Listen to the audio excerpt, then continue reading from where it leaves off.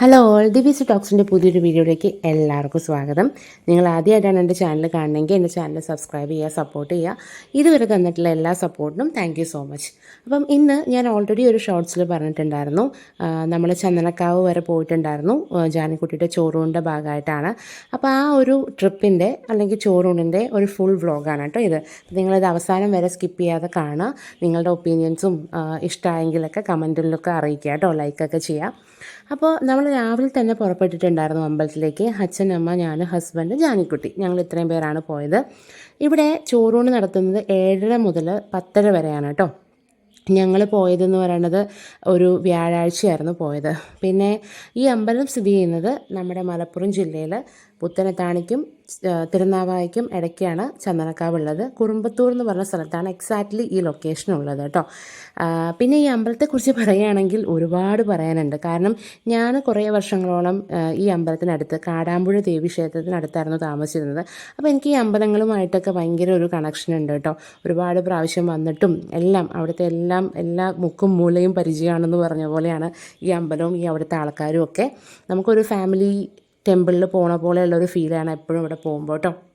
അത്ര വെൽക്കമിങ് ആണ് ഇവിടുത്തെ ആ ഒരു അറ്റ്മോസ്ഫിയറും അവിടുത്തെ ആൾക്കാരും. പിന്നെ ഇവിടുത്തെ പ്രധാന ദേവത ഭദ്രകാളിയാണ് ചന്ദനക്കാവിലമ്മ എന്ന് പറയുന്നത്. പിന്നെ അമ്പലത്തിന് ഒരുപാട് പ്രത്യേകതകളുണ്ട്. ഒന്നാമത്തെ കാര്യം എന്ന് പറയുന്നത് ഇതൊരു കാവാണ്, അറിയാമല്ലോ, ചന്ദന മരങ്ങളാൽ നിറഞ്ഞു നിൽക്കുന്ന ഒരു കാവാണ്. അതും നമ്മുടെ കേരളത്തിൽ ഇതുപോലെ എന്താ പറയുക, സംരക്ഷിച്ചു പോരുന്ന കാവുകൾ വളരെ കുറവാണെന്ന് തന്നെ പറയാം. കേരളത്തിൽ നിന്നല്ല, നമ്മുടെ ഇന്ത്യയിൽ തന്നെ നമുക്ക് പറയാം. കാരണം കാവുകളൊക്കെ വെട്ടി നശിപ്പിച്ചൊക്കെ പുതിയ ബിൽഡിങ്സൊക്കെ വെക്കുന്ന കാലമാണ്. അപ്പം ഒരു എന്താ പറയുക, മരം പോലും വെട്ടാതെ അതുപോലെ സംരക്ഷിച്ചു പോകുന്നൊരു കാവാണ് ചന്ദനക്കാവ് എന്ന് പറയുന്നത് കേട്ടോ. പിന്നെ ഇത് മേൽപ്പത്തൂർ ഭട്ടതിരിപ്പാട്, നമ്മുടെ നാരായണീയം രചിച്ച കൃഷ്ണഭക്തനായിട്ടുള്ള മേൽപ്പത്തൂർ നാരായണ ഭട്ടതിരിപ്പാടിൻ്റെ കുടുംബക്ഷേത്രം കൂടിയാണ് ഈ അമ്പലം. അദ്ദേഹം തന്നെയാണ് നമ്മുടെ ചന്ദനക്കാവിൽ പ്രതിഷ്ഠ നടത്തിയിട്ടുള്ളതെന്നാണ് ഐതിഹ്യം പറയുന്നത് കേട്ടോ. പിന്നെ ഇവിടെ ഒരുപാട് ഉപദേവതകളുണ്ട്. നമ്മളെപ്പോഴും ഒരു അമ്പലത്തിൽ പോകുന്ന സമയത്ത് ഉപദേവതകളെ തൊഴുതിട്ടാണ് പ്രധാന ദേവതയെ തൊഴുക എന്നുള്ളതാണ് വിശ്വാസം. അതുകൊണ്ട് തന്നെ നമ്മൾ ചോറൂണിന് പോയതുകൊണ്ട് തന്നെ നമ്മൾ നേരെ ജസ്റ്റ് ഒന്ന് ഭഗവതിയെ തൊഴുതിട്ട് നമ്മൾ ഉപദേവതകളെയൊക്കെ ദർശിക്കാനായിട്ട് പോവുകയാണ് ചെയ്തത് കേട്ടോ.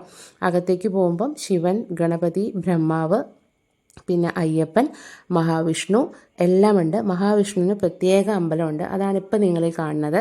ഇതിന് മുമ്പ് നമ്മൾ കണ്ടതാണ് മഹാദേവൻ്റെ, അതായത് ശിവൻ, ബ്രഹ്മാവ് എല്ലാം കൂടി ഇരിക്കുന്ന പ്രതിഷ്ഠ കേട്ടോ. അതിന് മുമ്പ് ആയിട്ട് തന്നെയാണ് അയ്യപ്പൻ്റെ, ആദ്യം നിങ്ങൾ കണ്ടത് അയ്യപ്പനാണ്. പിന്നെ അതിനിടയ്ക്കാണ് നമ്മുടെ വള്ളിക്കാവിലമ്മ കൂടിയുണ്ട് കേട്ടോ.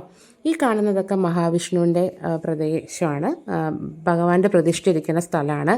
പിന്നെ ഇവിടെ തന്നെ മേൽപ്പത്തൂരിൻ്റെ ഒരു മണ്ഡപം കാണാൻ പറ്റും, ഒരു സ്മാരകത്തിൻ്റെ ഭാഗമായിട്ടുള്ളൊരു മണ്ഡപമുണ്ട്. പിന്നെ ഒരുപാട് ഐതിഹ്യങ്ങളുണ്ട് കേട്ടോ. അത് മുഴുവനൊന്നും എനിക്കറിയില്ല. ഒന്നാമത്തെ കാര്യം, എനിക്കറിയാവുന്ന കാര്യങ്ങളാണ് ഞാനിവിടെ ഷെയർ ചെയ്യുന്നത്. ഇനി നിങ്ങൾക്കിതിൽ എന്തെങ്കിലും എക്സ്ട്രാ അറിയാമെങ്കിൽ നിങ്ങൾ കമൻറ്റിൽ അറിയിക്കുക കേട്ടോ. പിന്നെ ഇവിടെ തന്നെ നമ്മൾ മഹാവിഷ്ണുവിൻ്റെ അവിടെ നിന്ന് ഇറങ്ങുന്ന സമയത്ത് അവിടെ ഒരു ആൽത്തറയുണ്ട്. ആൽത്തറയും അതുപോലെ ഒരു കുളമുണ്ട്, നല്ല ബ്യൂട്ടിഫുൾ ആയിട്ടുള്ളൊരു കുളമുണ്ട്, ആൽത്തറയുണ്ട്. ആലിന് പ്രദക്ഷിണം വെക്കുക എന്ന് പറയണം കേട്ടോ. ആല് ഏറ്റവും നല്ല ഓക്സിജൻ്റെ സോഴ്സാണ്. നമുക്ക് എപ്പോഴും നിങ്ങളൊരു അമ്പലത്തിൽ പോവുകയാണെങ്കിൽ അവിടെ ആലുണ്ടെങ്കിൽ അവിടെ ഒരു കുറച്ച് 7 പ്രദക്ഷിണമാണ് വെക്കേണ്ടത്. അറ്റ്ലീസ്റ്റ് 1, 2, 3 എങ്കിലും വെച്ചാൽ നമുക്ക് ഒത്തിരി നല്ലതാണ്. നമുക്ക് വളരെ പ്യുവറായിട്ടുള്ള ഓക്സിജൻ നമുക്ക് കിട്ടും എന്നൊക്കെയാണ് പറയണത്. ഒത്തിരി രോഗങ്ങൾക്ക് അതൊരു രക്ഷയാണെന്നൊക്കെയാണ് പറയുന്നത് കേട്ടോ. പിന്നെ ഞാൻ പറഞ്ഞു, നമ്മളെപ്പോഴും ഉപദേവതകളെ തൊഴുതിട്ടാണ് പ്രധാന ദേവതയുടെ അടുത്തേക്ക് പോവുകയെന്ന് പറഞ്ഞു.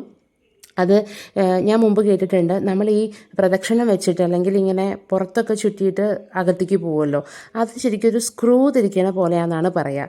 അതായത് നമ്മൾ പുറത്തിങ്ങനെ പ്രദക്ഷിണം വെക്കുന്നത് ഒരു ആണി എങ്ങനെയാണോ തിരിച്ച് സ്ക്രൂ കയറ്റുന്നത്, അങ്ങനെ നമ്മൾ കയറി ഏറ്റവും ലാസ്റ്റ് ആ പൊസിഷനിൽ, അതായത് ഭഗവാന്റെ അടുത്ത് ഏതാണോ പ്രധാന ദേവത അവിടെ എത്തുകയാണെന്നാണ് പറയാറുള്ളത് കേട്ടോ.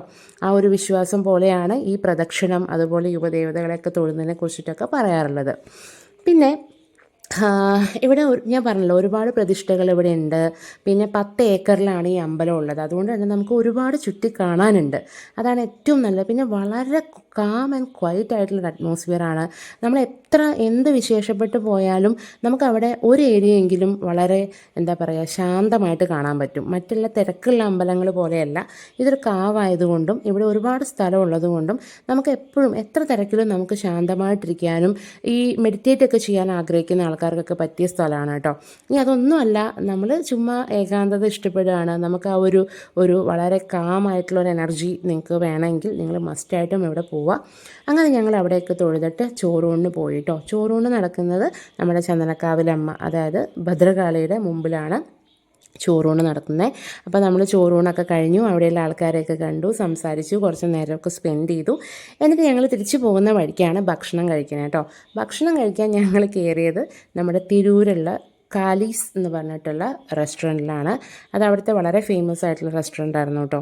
മാത്രമല്ല അവിടുത്തെ സർവീസ് എടുത്ത് പറയാതിരിക്കാൻ വയ്യ, വളരെ നല്ല സർവീസായിരുന്നു. അതിലേറെ പറയുകയാണെങ്കിൽ അവിടുത്തെ ഫുഡ് സൂപ്പറായിരുന്നു കേട്ടോ. നമുക്ക് കുഞ്ഞിനെയും കൊണ്ടൊക്കെ പോയതുകൊണ്ട് തന്നെ വളരെ കംഫർട്ടബിളായിട്ട് നല്ല ടേസ്റ്റി ഫുഡ് കഴിച്ചിട്ട് പോകാൻ പറ്റി. അപ്പോൾ ഫുഡൊക്കെ കഴിച്ചിട്ട് ഞങ്ങൾ തിരിച്ചു പോയി കേട്ടോ. അപ്പോൾ ഇത്രയേ ഉള്ളൂ. Thank you.